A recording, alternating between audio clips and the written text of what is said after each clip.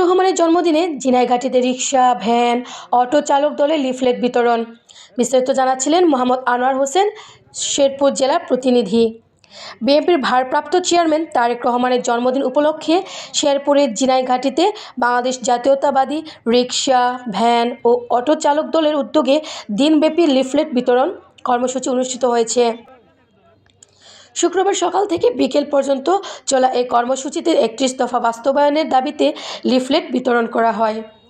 একই সঙ্গে শেরপুর ৩ আসনের বিএনপি নির্বাচিত প্রার্থী ও সাবেক সংসদ সদস্য মোহাম্মদ মাহাদুল হক রুবেলের পক্ষে ধানের শীষের ভোট কামনা করা হয়।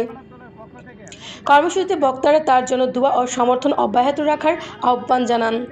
লিফলেট বিতরণ কার্যক্রমে উপস্থিত ছিলেন ঝিনাইগাতী উপজেলা জাতীয়তাবাদী রিকশা, ভ্যান, অটো চালক দলের আহ্বায়ক মোহাম্মদ আব্দুস সাত্তার, সদস্য সচিব মোহাম্মদ শুক্কুর আলী, সিনিয়র যুগ্ম আহ্বায়ক মোহাম্মদ ইয়াসিন আলী সহ বিভিন্ন ইউনিয়নের চালক দলের নেতাকর্মীরা।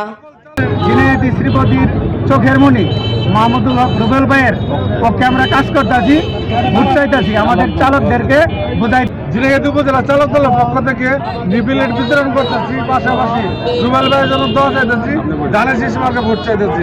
সকল চালক দলের পক্ষ থেকে সকল চালক দলের নেতা কর্মী বা যে চালকেরা করে লিফলেট দিয়ে নির্বাচনের বার্তা আমরা পৌঁছে দিয়েছি। ধন্যবাদ, ভালো থাকে।